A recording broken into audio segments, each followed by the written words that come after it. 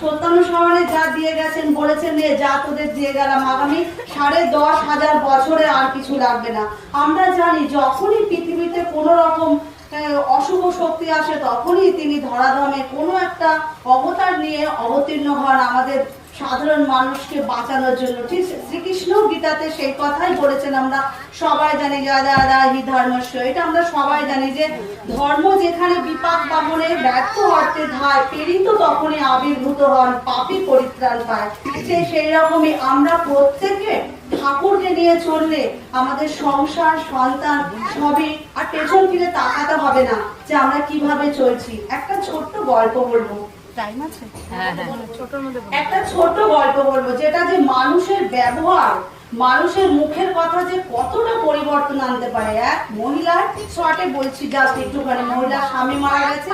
সেই মহিলা যেই ফ্যাক্টরিতে, তার স্বামী যেই ফ্যাক্টরিতে কাজ করতো, মহিলা সেই ফ্যাক্টরিতে কাজ করেছে। একটি ছেলে একটি মেয়ে নিয়ে সেই কাজ করে।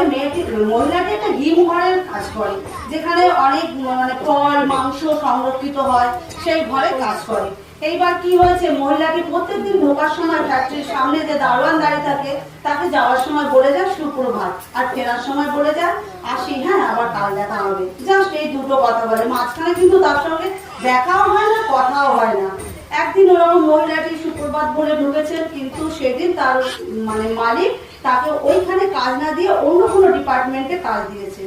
তারপরে সেই কাজ করে যখন ও ফিরছে বিকেল বেলায়, তখন ওর মনে হলো যে এই হিমঘরের তো দায়িত্বটা আমার ছিল, যে ঠিকঠাক করে কি দরজা জানালা লাগানো হয়েছে নাকি একটু দেখি, এই বলে সে হিমঘরে ঢুকেছে। ঢোকার পরে অন্য কোনো লোক বলছে এই দরজাটা খোলা, বাইরে দিয়ে দরজাটা আটকে দিয়েছে। এবার মহিলাটি ভেতরে হিমঘরে আস্তে আস্তে সে ঠান্ডা হয়ে যাচ্ছে, চিৎকার হচ্ছে, তখন ফ্যাক্টরি বন্ধ হয়ে গেছে, সবাই বেরিয়ে গেছে। এইবার তো ও ভেতরে চিৎকার করছে, কিন্তু ওর চিৎকার তো কেউ শুনতে পাচ্ছে না। তখন ও থাকছে ঠাকুরকে, ঠাকুর তুমি আমাকে রক্ষা করো, বাড়িতে তালা দিয়ে এসছে ওনার ছোট ছোট দুটো বাচ্চাকে। তখন ও ঠাকুরকে খুব ডাকছে আর চিৎকার করছে যে আমি কি করবো, দিয়ে আস্তে আস্তে সে অবসন্ন হয়ে মাটিতে লুটিয়ে পড়েছে, আর ও ঠান্ডা সইতে পারছে না। এমত অবস্থায় যে দারোয়ানটি থাকে গেটে, সে বলছে মনে মনে ভাবছে যে মহিলাটি আমাকে প্রত্যেকদিন যাওয়ার সময় বলে যায় যে আজকে আসি, হ্যাঁ আবার কালকে দেখা হবে, তাহলে সে তো বেরোলো না। আমার তো ভালো মনে আছে সে আমাকে সুপ্রভাত বলে ঢুকেছে, তাহলে সে কেন বেরোলো না? সে তখন বেরিয়েছে তাকে খুঁজতে, যে দেখি তো সে কোথাও আটকে পড়েছে কিনা।